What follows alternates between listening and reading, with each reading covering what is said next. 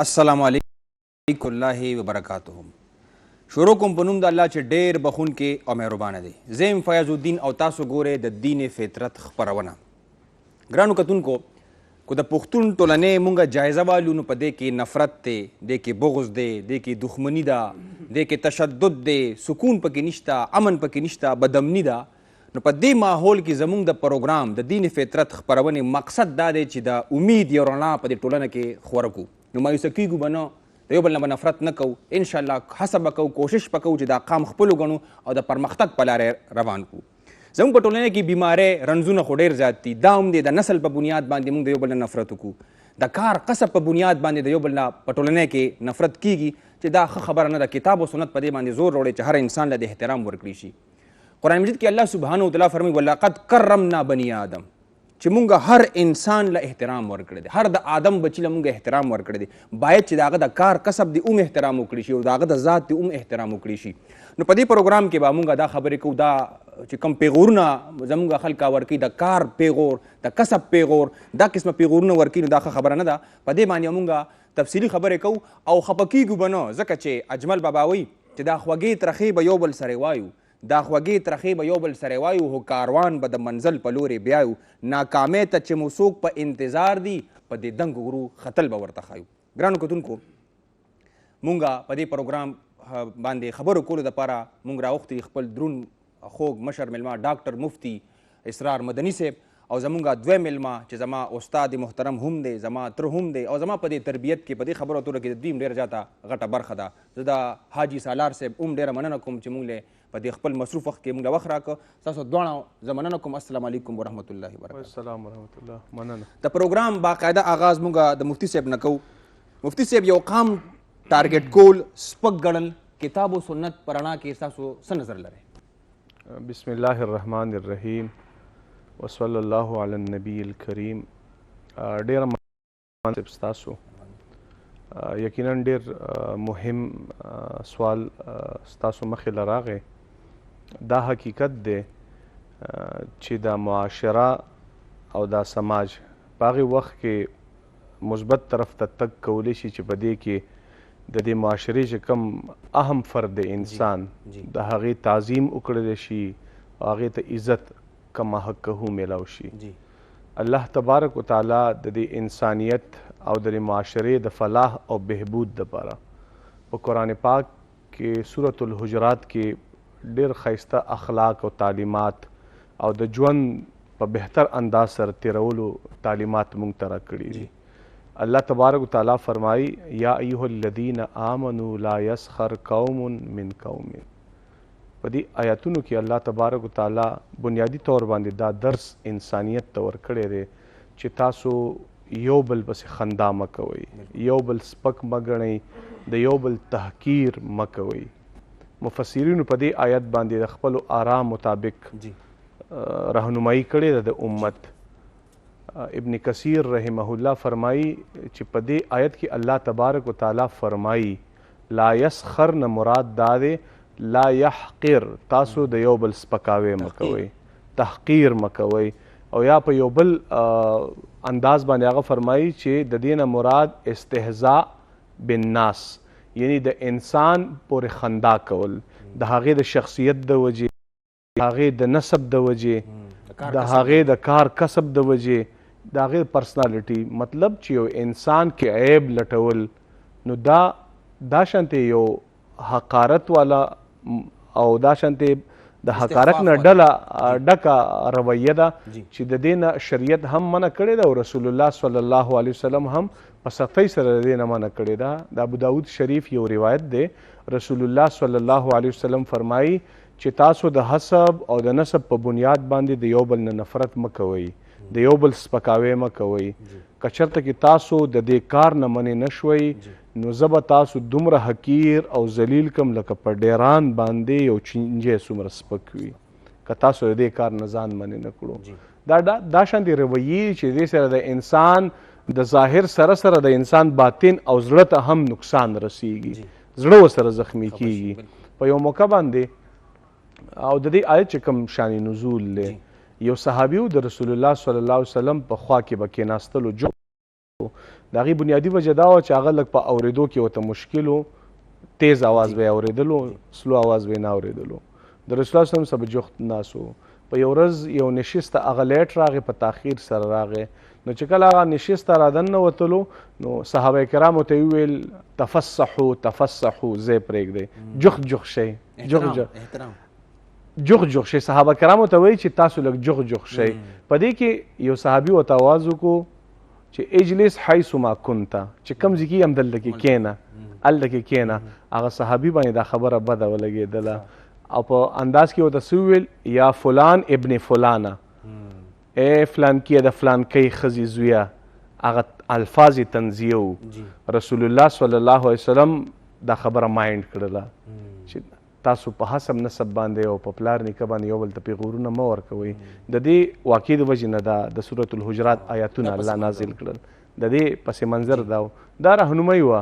د صحابه کرامو لایف سټایل ژوند زموږ دپاره آیډیل دی، د هغې نه موږ زده کړه کړې ده، هغې نه موږ زده کړه کړې ده. په یو بله موقع باندې حضرت عایشه رضی الله عنها د رسول الله صلی الله علیه وسلم سره ناسته وه. په یو روایت کې راځي چې هغې د ام سلمه رضی الله عنها متعلق یو داسې جمله وویله، وایي دا لږ د قد نه لنډه ده، کوتاه قد ده، لنډه ده. نو نبي علیه الصلاة وسلام ورته وویل چې تا دومره ترخه خبره وکړله، که دا تریخوالی ستا د خبرې په سمندر کې واچول شي ټولې اوبه به ورسه ترخې شي. رویو کې ښایست پیدا کول پکار دی، رویې به ترخې نه ساتي. د دې سره د معاشرې ژوند مخکې تګ کوي، ښایست پیدا کیږي. نبی علیه الصلاة والسلام د دې سیرت نه موږ ته ډېره رهنمایي میلاویږي. افسوس دا دی چې سیرت موږ مطالعه کوو نه، د سیرت د لرې یو. په یو بله موقع باندې رسول الله صلی الله علیه وسلم یوې بیبي ته وفرمایل چې دا حفصه د رسول الله صلی الله علیه وسلم بیبي وه. یو بلې بیبي ته یې وویل چې دې ته یو اوښه ورکړه د سورلۍ لپاره ورته ضرورت. نو هغې زوجې مبارکې دا وویل وایي هغې یهودنې له ورکمه. دا حفصه غالبا د مدینې د یو یهودي سردار لور وه، که د نوم کې زه نه غلطېږم، آی تھنک سو همدا نوم و. وایي د یهودنې له ورکمه. نبي علیه الصلاة وسلام 2 نیمې میاشتې هغې بیبي سره خبرې نه وې کړې. وایي تا دومره ترخه خبره څنګه وکړله؟ یعنې د انسان تحقیر کول، د انسان تحقیر کول اسلام د دې ډېر زیات سختۍ سره منع کړې. بلکې زه وایم چې په دنیا کې د عزت ورکولو یا د عزت اغستلو دا معیارات دا د انسان اختیار دی نه، دا د الله اختیار دی، دا د الله اختیار دی. الله تبارک وتعالی د عزت معیار ښودلی دی که نه، ان اکرمکم عند الله اتقاکم. په تاسو کې د عزت قابل او د عزت مستحق کس هغه دی چې څوک دینداره ډېر دی. دا معیار ماته اسلام را کړی دی. اوس په جومات کې په جنماز باندې ولاړ یو اجي صاحب دی، اجي صاحب دی، خو هغه په هغې کې دینداري هغه شانتې نه چې څنګه د اسلام دینداري ده، کم مزاج د اسلام دی هغه.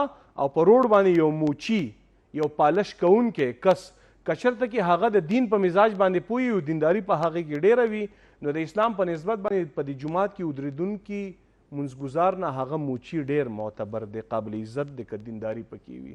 د شعبې د وجې نه، د حسب د نسب اسلام نه عزت ورکوي چاته او نه د نفرت تعلیم ورکوي. تقوا او دینداري معیار اسلام ګرځولی دی. ډېر زړه پورې جواب تاسو سرجي طرف ته. تاسو موږ ته دا ووایئ چې زموږ په ټولنه کې دا ویل کېږي وي څه هندو خو نه، دا جمله ګینې زموږ د ذهن نفرت نه ښکاره کوي. څه نظر؟ اعوذ بالله من الشیطان، بسم الله الرحمن الرحیم. زه فیاض صاحب ستاسو او د خیبر نیوز چینل او پروډیوسر صاحب مونږ ډېر زیاته مشکور یو چې دوی په دې موږ ته په داسې حالات کې موږ ته اجازت راکړه یا موږ دعوت راکړه او موږ تاسو لرلو دی. مهرباني. ښه جي دا یو فیشن دی چې موږ هر کله یو شی ډیفاین کوو، نو هغې دپاره لومبۍ خبره دا ده چې موږ د هغې پس منظر بیان کړو. د پس منظر نه بیا یو موضوع مې ښکته کېږدو، بیا د هغې ډیفاین کول ډېر اسان کار دي، ځکه چې دا زموږ کلچر پاتې شوی. لکه چې موږ چونکې ښودلو والا خلک پاتې شوي او ښودلو والا یو، نو موږ دا کلچر پاتې شوی چې موږ دغه شان کوو. او هغه بیا ډېر هغه زده کړه چې کومه ده نو هغه ډېره زیاته. که تاسو فکر وکړئ نو انالیسس وکړم کو دوی خو مذهبي یا اسلامي انالیسس وکړو، خو زه به یو معاشرتي سوشل انالیسس به وکړم. هغه دا چې که تاسو فکر وکړئ په پس منظر داسې سوچ واچوئ چې زمونږ په دې پاک هند کې کلچرونه هم پاتې شوي دي او مذهبونه هم پاتې شوي دي. په کلچرونو کې تاسو فکر نو بود مت تهذیب هم پاتې شوی دی، ډېر زوړ هم دی او ډېر ویل نون هم دی. دغه شان ګندهارا داسې انډس سیویلایزیشن پاتې شوی دی. په دې ټولو کې په شریکه که تاسو فکر نو تاسو ورته وګورئ په دې ټولو کې په شریکه دا یو خبره ډېره کامن ده چې هغوی د انسان دوستی، ډېر ښکلی، هغوی د مینې، د محبت، د دې تعلیمات یې ډېر زیات خپاره کړي. اوس ته زه تاسو ته دا خبره کوم چې تاسو دې ته وګورئ چې د بت مت هغه سټیچوز تاسو وګورئ، هغې کې چې کوم هغوی هغه سټیچو کې کس ناست دی، هغه دونه په امن سره ناست دی او دونه خپل نیشن سکون سره ناست دی، خپل نیشن له دی تعلیم ورکړی دی چې تاسو به په امن اوسئ، تاسو به اوسئ. دغه شان د ګندهارا تهذیب په موږ راولو او که نه موږ ځکه خپل کړی وو یا فرض کړه یا انډس سیویلایزیشن موږ راولي. ښه اوس یې بله اړخ ته وګورئ نو که مذهبي یا اسلامي عمل وګورئ نو رسول الله صلی الله علیه وسلم یو ځای کې ناست و، په هغه لاره جنازه تېرېده. تاسو دا یو مثال دی، هغې په خپله په عزت دپاره د پرسټیج دپاره ودرېدل په خپل. نور صحابه وته چې ګوره دا خو یهودي دي او دا جنازه خو د یهودي ده، ته ورته ولې په دې ته تاسو تشریف اوچت کوو؟ هغوی ورته چې ګوره انسانیت، زه د انسانیت انسان خو دی که نه، زه خو د انسانیت عزت کوم. ډېر ښکلی بحث هم روان کړی، یو لنډه شان دمه اخلو بیا راځو دې نه. ګرانو کتونکي یو لنډه شان دمه اخلو، راځو د دغه ځای نه خبره جاري کوو.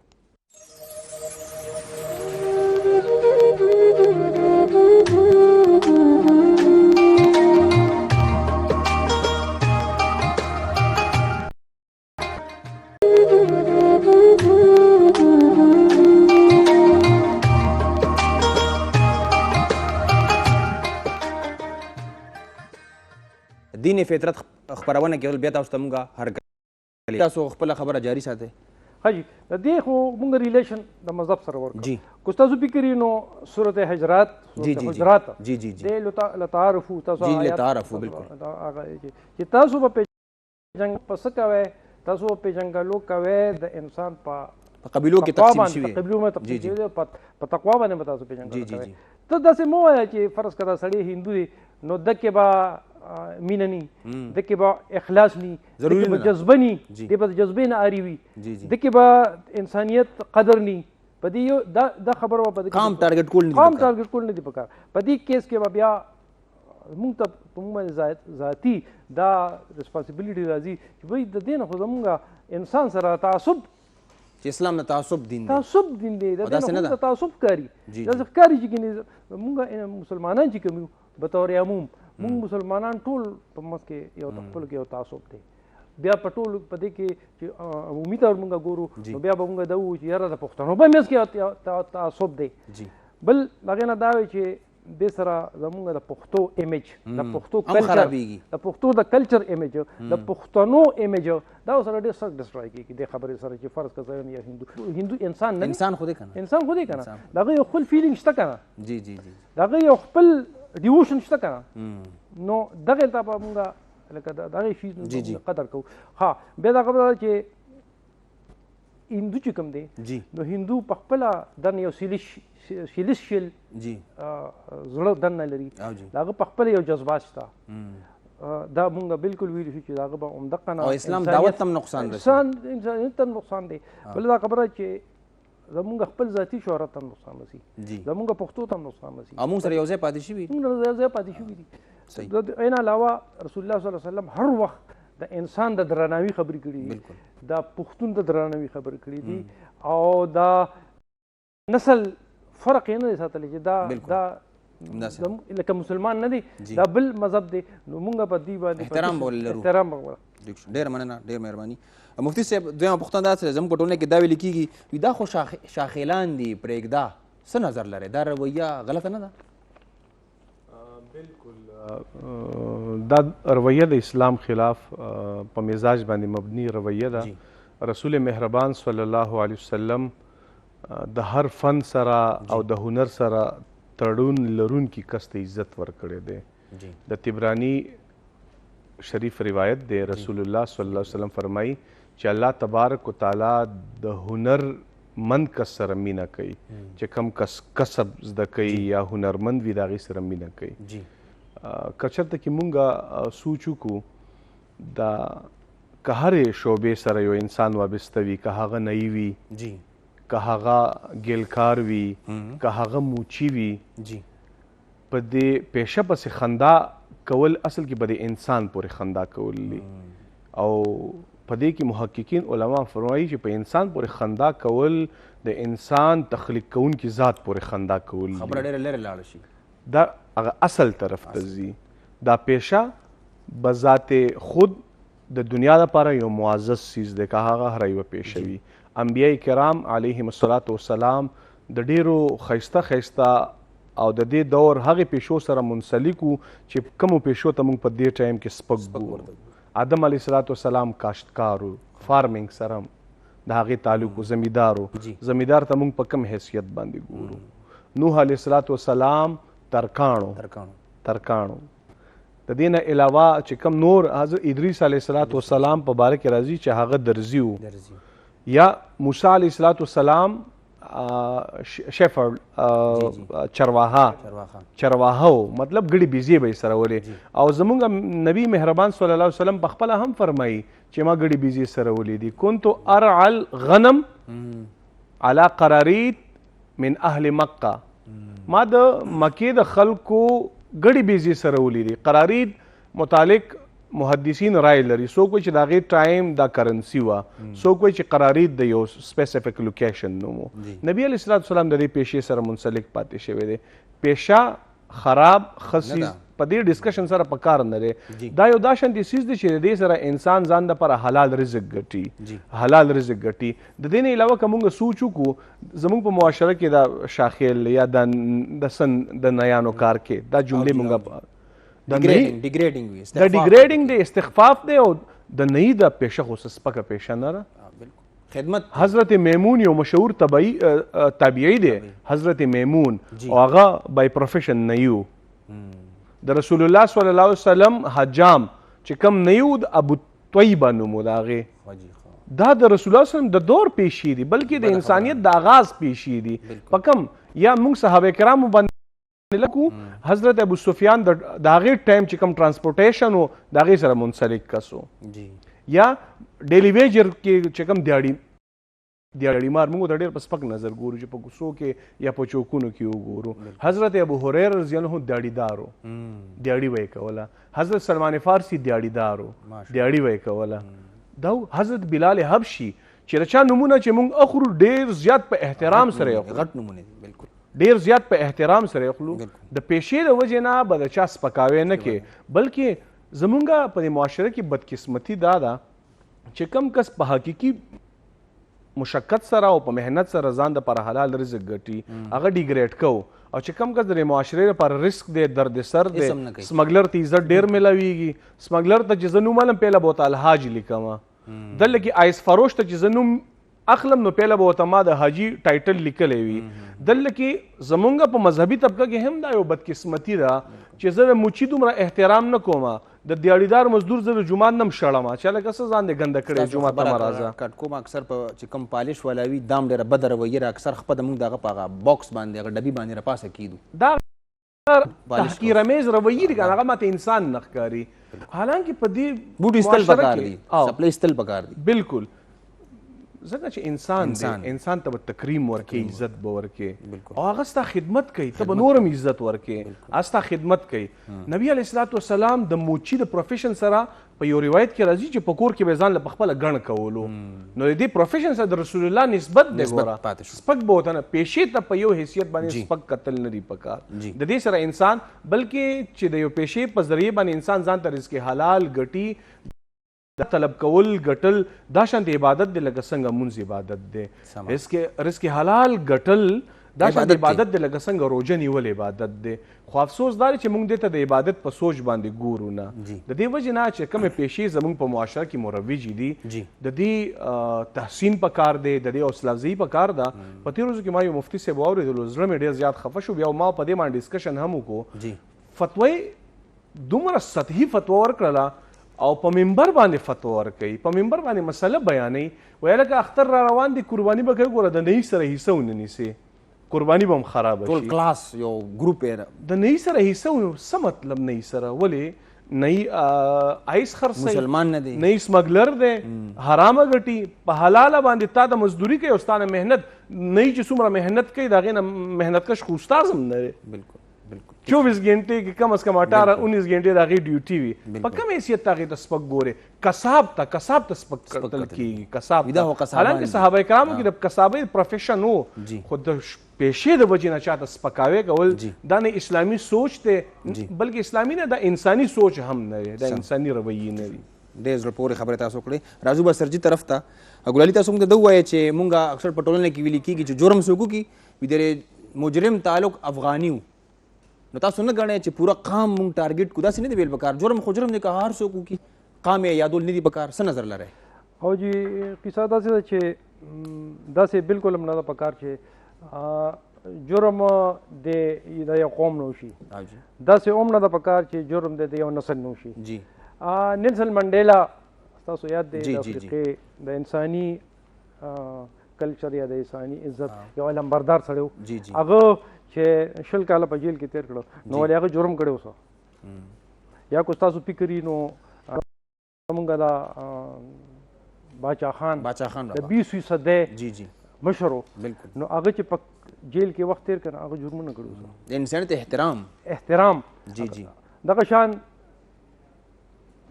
سم دا غټ خلک تیر شوي دي، غټ خلک تیر شوي دي، هغوی ټولو په یو سختو کې وخت تیر کړی، ټولو جرمونه نه دي کړي، نه ټول مجرمان د هغوی قام ټارګېټ کول قام ټارګېټ کول نه دي پکار. دغه شان په دغه کیسه کې افغانیان چې کدي ته وایي چې افغان د خیر د کو جرم وکړو نو افغان دا دي چې افغان اکایي ده، قوم پسې بدای شي، ټول قام خو نه دی کړی، قام خو نه دی کړی، فرد کړی، یوې کایې پسې وبانه دی. نو دغه شان کو تاسو فکرې ابل ورځ چې زمونږ په دې ملک ریمن ډیوس یو کس و هغه جرم وکړو نو موږ به هغوی ټول قام به نه ټارګېټ عیسایانو پسې بتلو، یهودیانو پسې بتلو، داسې خو نشي کېدی که نه. موږ به داسې کوو چې موږ به هغه کم چې اکایي ده هغه به رانیسو، هغه سره به خبره کوو او نه به ټول قوم موږ په دې خبره ملامته کوو. همداسې استهزاء خندا کول دا خبره چې کومه ده ټول قام ټارګېټ کې اکثر یاد دي بونیر والا پورې خندا کوي، دا بونیر قام دا خبرې له دغه راځم. دغه شان چې کوم دی نو استهزاء چې کومه ده نو رسول الله صلی الله علیه وسلم قرآن کې نو خبره ده چې استهزاء د یو قوم یا د یو اکایي استهزاء هم نه ده پکار.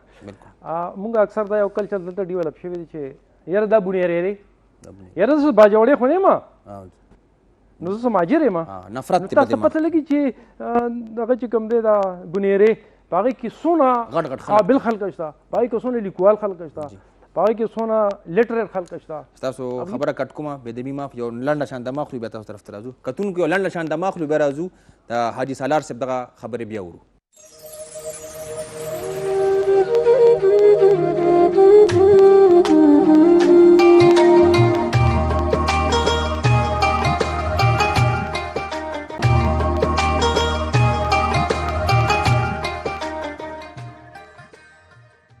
دین فطرت خپرونه کې دلته تاسو ته موږ بیا په خیر رالی وایو. حاجي سالار صاحب تاسو خپل خبر جاری ساتئ. حاجي دغه شان موږ ذکر وکړو دا زه څه باجوړی خو نه یم، نو دا زموږ د معاشرې نه اوچت شوي ټکي دي، د دې اوچت شوي د دې معاشرې نه زموږ او د ستاسو د خولې دا په دې ماحول کې دا خبرې دوهراویږي. نو دغه چې کومې دي نو دا خو پخپله زموږ وروڼه دي، دغه باجوړی هم زموږ ورور دی، څه ګناه خو نه ده، څه ګناه خو نه ده، کو سفر باجوړی شو نو څه ګناه خو ده، بونیر کوریدل څه ګناه خو نه ده، دا خبره ده. دغه شان کو فرض که یو سړی افغانی شو نو ګناه خو نه ده، دا خو خدای پیدا کړي، دا الله پاک دا تقسیم کړی دی، الله پاک دا خوښه ده چې دله دا د دې په کلي کې پیدا کړي، عزت ورکوم بالکل چې دله زه کم دین د ده لپاره ما خوښ کړی، د لپاره ما کم قام خوښ کړی دی، دا خو الله خوښه ده. څنګه چې مفتي صاحب خبره وکړله چې بیا خو دا الله فیصلې پورې خندا فیصلې پورې استهزاء کولی. بالکل ډېره مننه. مفتي صاحب تاسو طرف ته به راځو. نبي علیه السلام رسول الله صلی الله علیه وسلم چې کوم قصبګر خلک و تاسو تقریبا هغې طرف ته اشارې مو کړې، څه رویه به وه رسول الله صلی الله علیه وسلم؟ جی بالکل رسول مهربان صلی الله علیه وسلم کچته کې مونږ د سیرت مطالعه کو په هغې غور وکړو، په خپله هم د دې فیلډ سره تعلق لرونکی فرد دو. رسول الله صلی الله علیه وسلم باقاعده د دې پروفیشنل لایف آغاز سیرت نگار لیکي چې 12 سال نه کړی او صرف تجارتي سفرونو باندې به د خپل تره سره تلو او د هغوی چې کومې رویې وې هغه ډېرې د عزت والا وې. دا شانتې د کسبګر خلکو متعلق، د مهنت مشقت کوونکو خلکو متعلق. یو ځل رسول الله صلی الله علیه وسلم مخ صحابي راغی، د هغې لاسونه ډېر زیات سخت شوي وو، ګنده شوي هم وو، سخت هم وو. رسول الله صلی الله علیه وسلم یې دا لاسونه راوچت کړه، خپل لاس کې ونیول چې دا ولې؟ هغې ورته وویل چې زه په دې فلانکي باغ پټي کې کار کوم، د هغې مهنت مشقت د وجې نه مې دا لاسونه سخت شوي دي، پولی شوي دي. رسول الله صلی الله علیه وسلم هغه لاسونه یې راوچت کړه، خپلې خولې مبارکې شونډو ته یې راوړل او موچ یې کړل او ښکل یې کړل. دا تعظیم دی مهنت کش کس دپاره، د هغې کس دپاره چې کوم کس په لاس سره کسب کوي. رسول الله صلی الله علیه وسلم په بل حدیث کې فرمایي چې د هغې بهترین رزق او ګټه د بل چا نشته چې کوم په کس په لاس باندې کسب کوي، په خپل لاس باندې کسب کوي. او د دې نه غټ ټایټل د عزت کم یو دی چې الکاسب حبیب الله، کسب کوونکی د الله دوست دی، د الله حبیب دی. دا هغه عزت دی. او موږ د الله د حبیب سپکاوی کوو. بلکې رسول بل حدیث د ابو داود شریف روایت دی، ان نبی الله داود یعمل من عمل یده. نبی پیغمبر داود علیه السلام وایي د خپل لاس په ذریعه باندې به کار کولو، ځان له به یې رزق ګټلو. یعنی هغه لوهارو زغرې به یې جوړولې. یعنی د الله معزز ترین افراد د دې پیشو سره منسلک پاتې شوي دي. نو دا پیشې سپکې نه دي، دې ته د حقارت والا رویه اختیارول دا په اصل کې د دې پیشې وجود پیدا کوونکي طرف ته یو سپکاوی دی. نو دا رویې متصادم رویې دي. رسول الله صلی الله علیه وسلم عزت د دې خلکو، بلکې د دې نه غټ عزت کم یو کېدی چې زه تاسو ته یو بل د سیرت نه یو بل مثال درکمه. د تبوک د غزا دپاره رسول الله صلی الله علیه وسلم د ټولو مسلمانانو نه د چندې مطالبه وکړله. چنده اهم غزا وه، ډېر فاینانشلی کرایسیز و، مشکلات و، سفر هم لري و، د رومن امپایر سره جګړه وه. رسول الله صلی الله علیه وسلم د چندې اعلان وکړلو چې چنده صحابه کرامو د خپل وس مطابق. هماغې روایاتو کې راځي ابوبکر صدیق پکې د خپل ټول کور سامان، عمر فاروق نیم، عثمان غني، دې کې یو محنت کش صحابي دی. دا اعلان یې چې واورېدلو، شپه په شپه وتی دی او مزدوري کړې ده په یو باغ کې، مزدوري کړې ده. یو دوه ګوتۍ یا یوه ګوتۍ کجورې ورته میلاو شوې په مزدورۍ کې. رسول الله صلی الله علیه وسلم د هغې ټولې چندې د پاسه هغه کېښولې، ورته ویل چې الله تبارک وتعالی ته د ټولې چندې نه محترم او قابل عزت دا چنده ده. د یو کسبګر چنده وه که نه، په محنت سره احترام یې ورکړو، یو کسبګر ته احترام ورکړو. باید زموږ په رویو کې د پروفیشنل دپاره احترام وي. که هغه نئی ولې نه دی، که هغه موچي ولې نه دی، که هغه کساب ولې نه دی، ها چې په خپل پروفیشن کې ایماندار وي، بې ایمانتوب نه کوي، نو هغه بیا بهترین عبادت گزار هم دی.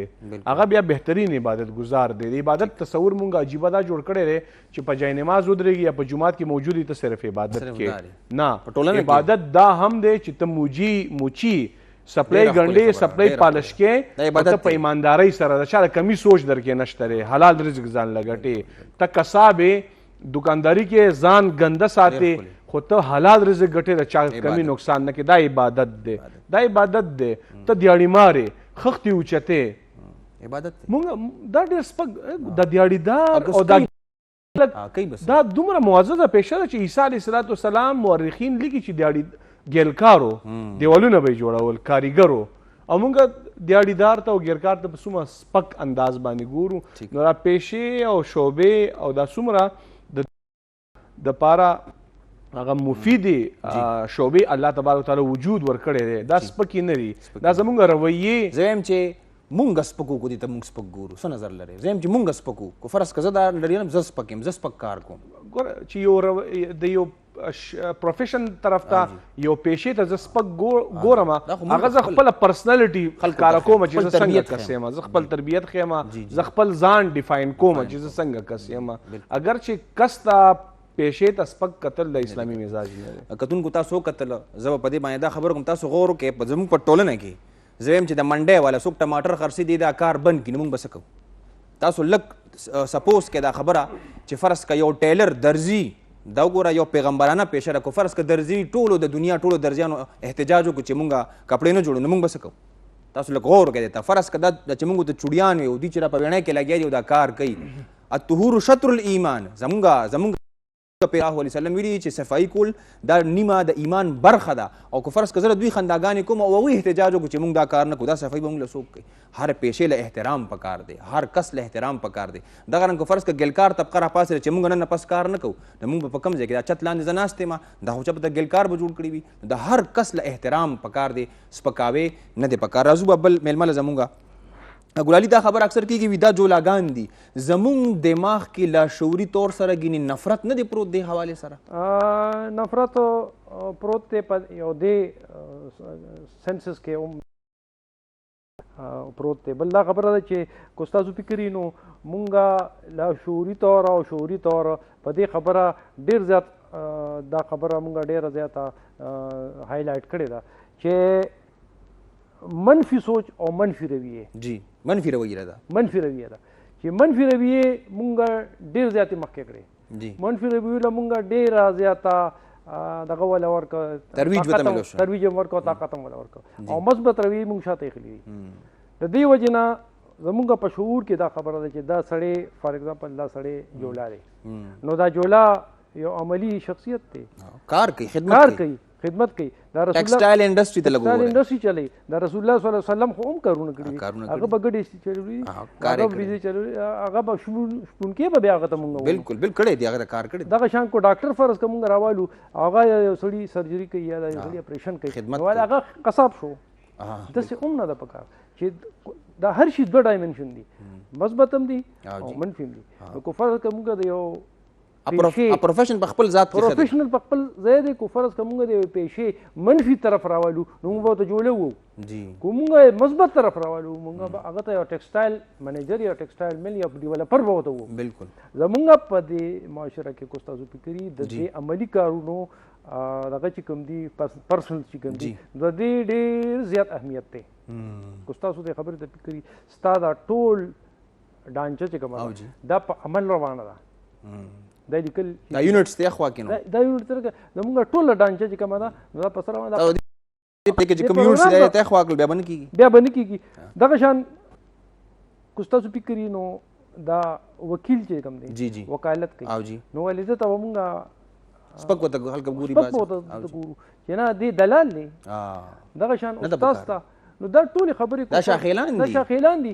کو دا خبرې ته ټول وبس دا خو زمونږ د ذهن خپل اختراع ده چې دوی ته مونږ په غلط نظر یا په غلط په منفي صورت ګورو اصل کې بنیادی طور خدا زمونږ ډیولپرز دي دا خو زمونږ د معاشري جوړښت خلق ته بالکل خدای ته رمنځ وکړو دا دلته زندگی بودري ژوند بودري ډېر مهربان مفتی صاحب د یو بل د نسل د روزګار وغیرہ پیغور ورکول زم چې پیغور ټکی باندې تاسو خبرو کې زموږ په ټولنه کې خلک په دشمنو کې پیغور ول ورګي لکه دسته پورته کیا د روزګار پیغور ورکول دا رویه هم منفي ده څه نظر لري امدا شانتی دا شانتی ترخه رویه ده چې رسول الله صلی الله علیه وسلم د دې رویه تاریخوالي ته دا شانتی نسبت کړي کله تاریخواله په سمندر کې واچول شي نو سمندر د خوږی وب سره ترخی شي دا د پیغور رویه ما تاسو ته گزارش کړو چې یو بیبي د رسول الله صلی الله علیه وسلم د بلې بیبي متعلق هغه انداز دا شان د اختیار کو چې پای کې هغه جلک د پیغور ښکاره کېدلو نو رسول الله صلی الله علیه وسلم په یو موقع باندې ویلو چې دا خبره ډېره ترخه ده دا دومره ترخه ده چې د سمندر اوبه وسه ترخی شي او په بله موقع باندې ویلو چې زه دا اوښه د یهودنې ته ورکم د هغې ماضي ته یې اشاره وکړله د یو یهودي سردار لور وه نو نبی علیه الصلاۃ والسلام د هغې بیبي سره 2 میاشتې خبرې نه وې کړې دا رویې دا پیغور دا طنز دا تحقیرآمیز انداز دا د اسلام سره متصادم دي اسلام د دې په سختۍ سره ممانعت کوي او رسول الله صلی الله علیه وسلم په دې انداز باندې منع کړي په سختۍ سره عملی طور باندې د خپل کور نه ښودلي دي رسول الله صلی الله علیه وسلم سیرت زموږ دپاره قابل عمل سیرت دی قطع کلامي معاف یو لنډه شان د ماخلو مفتي صاحب ګرانو کتونکو لنډه شان د ماخلو راځو د مفتي صاحب خبرې ته بیا غوږ ایږدو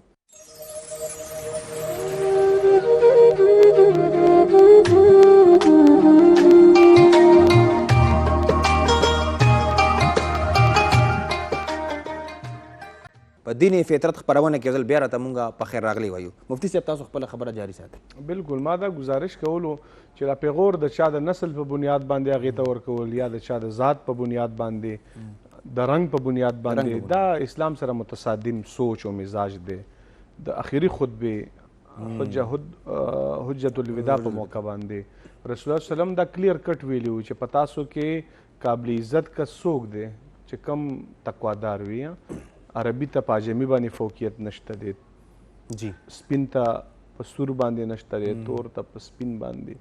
دا رویې رسول الله وسلم منفي کړي دي او هغه دی چې څوک دیندار دی، په چا کې تقوا ده، څوک اسلام عملی طور باندې اختیاروي. نو دا رویې د اسلام سره متصادم رویې دي. رسول الله صلی الله علیه وسلم د خپل سیرت په ذریعه باندې د دې باقاعده تردید هم کړی دی او د دې په باره کې ویلي دي چې دې سره تاسو چې کومې رویې اختیاروئ دا د معاشرې لپاره نقصان دی رویې. سمه ده. راځو به ګلالي تاسو طرف ته د دې انسان په احترام کې زمونږ اخر څه نقصان دی؟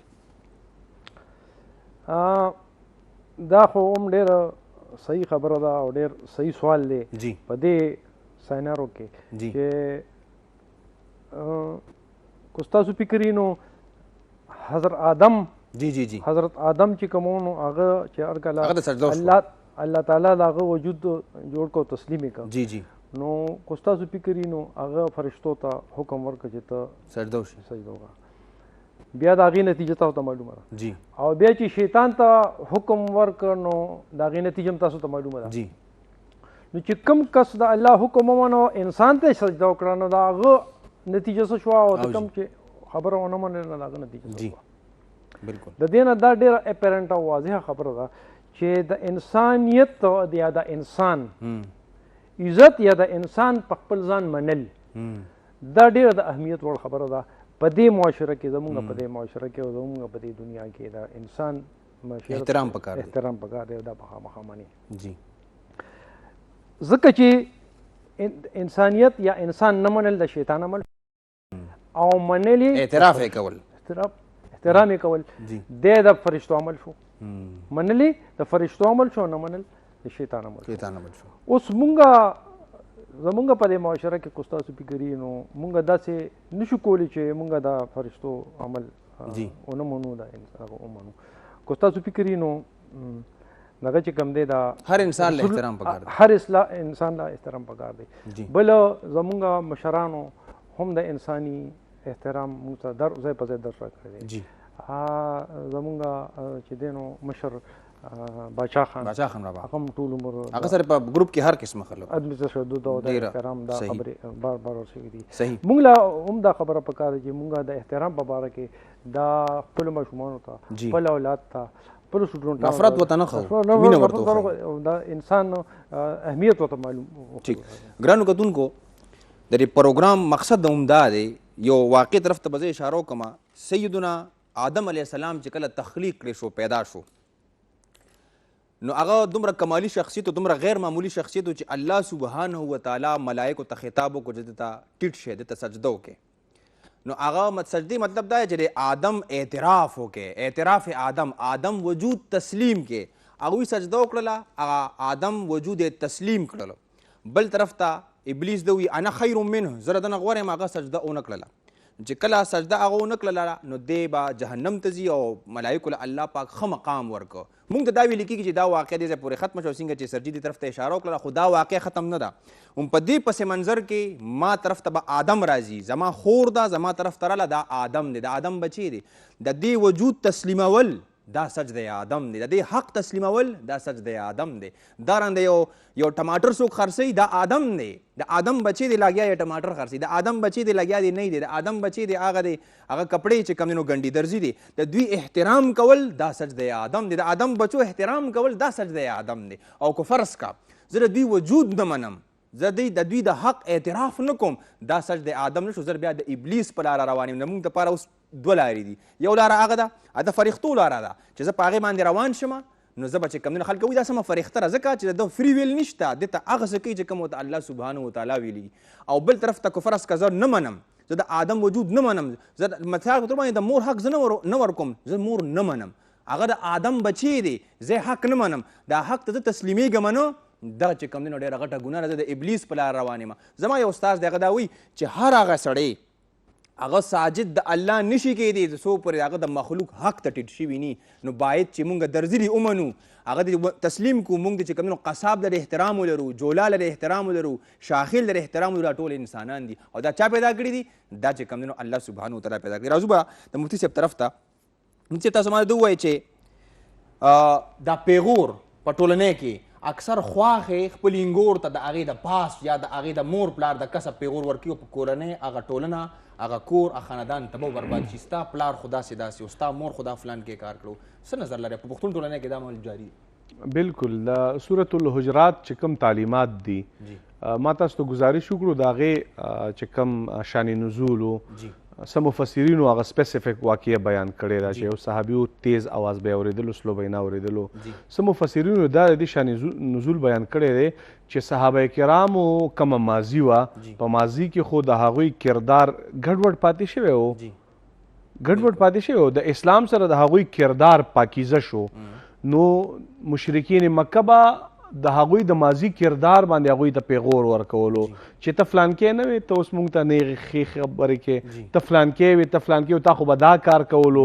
نو په دې پیغوري بیهیویر باندې، په دې منفي بیهیویر باندې الله تبارک وتعالی سوره حجرات نازل کړلو چې دا یو بل ته د ماضي په پس منظر باندې زموږ په معاشره کې دا شته دی. یو کس وي خود په یو مسله کې جیل ته لاړ شي، قید و بند تیر کړي، نو بیا دا هغې لپاره پیغور وي ټول عمر.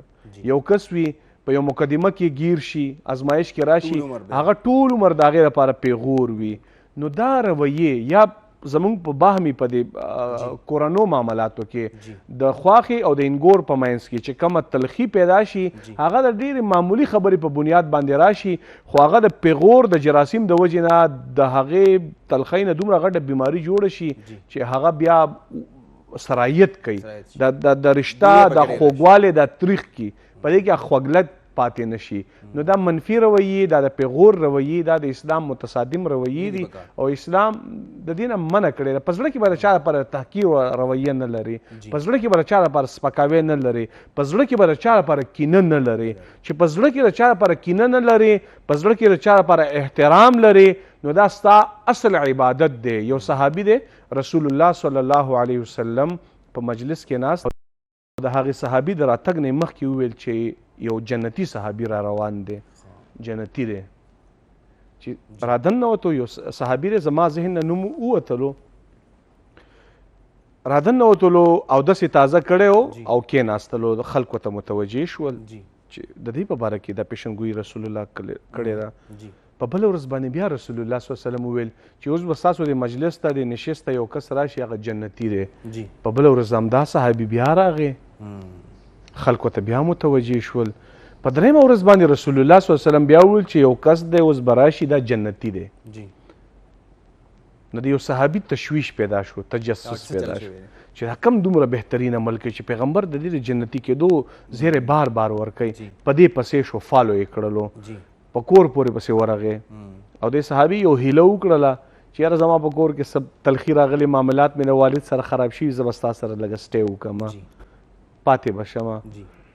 یوه شپه، دوه شپه، 3 ورځې ورسره پاتې شولو او د دې لپاره چې زه د صحابي ډیلی یوم یا روټین هم معلوم کړم، جج کړم او په کور کې د شپې د دې چې کوم معمولا دومره بهترین عبادت کوي چې د الله خوشخبري ده چې دا جنتي دی.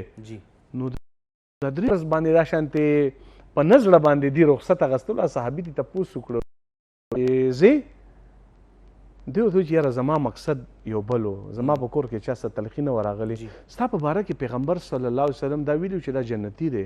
نو ما ته لږ نوټ کولې، ستا ډیلی روټین مې کتلو، د شپې معمولات مې کتل چې کم عبادت ته کې عام زمونږ چې څنګه عبادت کوو هغه شانتې عبادت کې څه اضافي عبادت ما نوټ نه کړو. دا ستا په باره کې دومره غټ بشارت پیغمبر څنګه ورکړی دی؟ هغې وویل چې ژوند خو مې عام ستاسو په شانتې دی، صرف یو خوبي راکې ده که دا الله ته قبوله وي چې د شپې وده کېږم نو د زړه نه د انسانیت متعلق منفي رویې وباسم، چاله په زړه کې کینه نه ساتم، انساني رویې چاله په زړه کې منفي رویې نه پرېږدم، چاله په زړه کې بې احترامي نه پرېږدم، چاله په زړه کې ډېر ښکلی نقصان والا سوچ نه پرېږدم. بس په دې نیت باندې زه وده کېږم شاید چې د دې وجې نه الله ماته دومره معزز مقام راکوي. نو د دې دا د زړه کې د بل دپاره احترام لرل دا عبادت دی، د بل دپاره په خندا باندې کتل عبادت دی. خو دا مونږ غلط میزګایډ شوي یو، دا باندې کتل عبادت دی. رسول الله فرمایي ان من الحسنات ان تلقى اخاك بوجه طلق، دا ګوره نیکي ده چې د خپل ورور سره ملاوي دا باندې ملاویږي. رویه ښایسته ساته، په تریخ تندي باندې، په ترش تندي باندې، په منفي سوچ باندې مه ملاویږه، انصرام ورکه. ستاسو د دواړو مېلمنو ډېره مننه، تاسو ډېر قیمتي وخت راکړو، ډېره ښکلې خبره مو کړې. کتونکو مونږ له پکار دی باید چې په دې خبرو مونږ عمل وکړو، او چې کله مونږ وده کېږو چې مونږ په دې باندې سوچ وکړو چې مونږ په ټولنۍ کې خیر خورو او که مونږ په ټولنۍ کې نفرت او تشدد خورو. یاد لرئ بابا به دا خبره کوله چې د بده مرغه چې کوم عیسائی مخلوق دی هغه صرف چې کوم خپل عیسایان صرف د الله مخلوق ګڼي، هندو چې کوم مخلوق دی هغه صرف خپل خلک ګڼي. داسې زمونږ په ټولنۍ کې تاسو وګورئ هر قام هغه خپل ګڼي چې صرف دا د الله مخلوق دی. او حال دا دی چې دا ټول انسانیت دا د آدم بچي دي، هر آدم بچي له احترام پکار دی، که د هغه هر مکتب فکر سره تعلق دی، که د هغه هر مسلک سره تعلق دی، که د هغه هر مذهب احترام. بھئی دنیا کې هغه که موږ نور هېڅ نشو ورکولی نه احترام دی ولا ورکو. دغه رنګه پازیټیو سوچ څنګه چې زموږ میلمنو وي چې پازیټیو سوچ دا نیګیټیویټي نه ده، دا به ځکه ختمي چې انساني رویې موږ خپلې کړو. دا چې موږ د قصبګر احترام نه کوو دا انساني رویه نه ده. دا یاد لرئ دا خبره چې کله موږ د یو درزي احترام نه کوو دا انساني رویه نه ده. چې دغه رنګ چې راکمه رویه په کورونو کې موږ په خواښې انګور اختیار کړی دا انساني رویې نه دي. کو تاسو غواړئ چې زموږ ژوند اسان شي، ښکلا راشي، بیوټي پکې راشي، باید چې یو بل مونږه اعتراف وکړو، اعتراف آدم وکړو، د یو بل وجود تسلیم کړو، هلې به پرمختګ کېږي. غني بابا وایي چې زور هسې پیغور شي چې همت ورسره مل نه شي، روک هغه مشال چې تیاري شي او دی بل نه شي.